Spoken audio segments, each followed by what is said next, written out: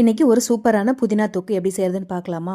இது ரொம்ப செய்கிறது ஈஸி. 10 நிமிஷத்தில் சூப்பராக செஞ்சு முடிச்சிடலாம். அதுக்கு ஒரு அடிகனமான கடாய் எடுத்துகிட்டு தேவையான அளவுக்கு எண்ணெய் ஊற்றிக்கோங்க. எண்ணெய் சூடானதுக்கப்புறமா ஒரு கைப்பிடி அளவுக்கு கடலைப்பருப்பு, ஒரு கைப்பிடி அளவுக்கு உளுந்து, அப்புறமா கொஞ்சமாக கொத்தமல்லி விதை, அப்புறம் இந்த மாதிரி லெமன் சைஸில் புளியும், காரத்துக்கு ஏற்ற மாதிரி காஞ்ச மிளகாவும், கொஞ்சம் பெருங்காயத்தூள் சேர்த்துட்டு நல்லா இந்த மாதிரி ஃப்ரை பண்ணி எடுத்துக்கோங்க.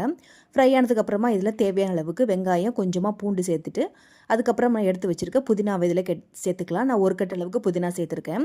இப்போ இந்த புதினாவும் நல்லா சுருங்கி இந்த மாதிரி வதங்கி வந்ததுக்கப்புறமா இதை நம்ம மிக்ஸி ஜாரில் கொஞ்சமாக மஞ்சத்தூள், உப்பு சேர்த்து நல்லா தண்ணி ஊற்றி நைஸாக அரைச்சி எடுத்துக்கோங்க. இப்போ தாளிக்கிறதுக்கு தேவையான அளவுக்கு எண்ணெய், அப்புறம் கொஞ்சம் வெந்தயம், கடுகு, சீரகம் இதெல்லாம் தாளிச்சிட்டு நம்ம அரைச்சி எடுத்து வச்சுருக்கிறத சேர்த்துக்கலாம். கொஞ்சமாக வந்து கருவேப்பிலையும் சேர்த்துக்கோங்க. சேர்த்துட்டு இந்த மாதிரி நம்ம அரைச்சி பேஸ்ட்டையும் சேர்த்துட்டு கொஞ்சமாக தண்ணி சேர்த்து இந்த மாதிரி வதக்கி எடுத்துக்கோங்க. ஒரு 5 நிமிஷம் அப்படி மூடி விட்டிங்கன்னா சூப்பரான புதினா தொக்கு ரெடி ஆகிடும். இதோட ஃபுல் வீடியோ என்னோட யூடியூப் சேனலில் இருக்குது, கண்டிப்பாக பாருங்கள்.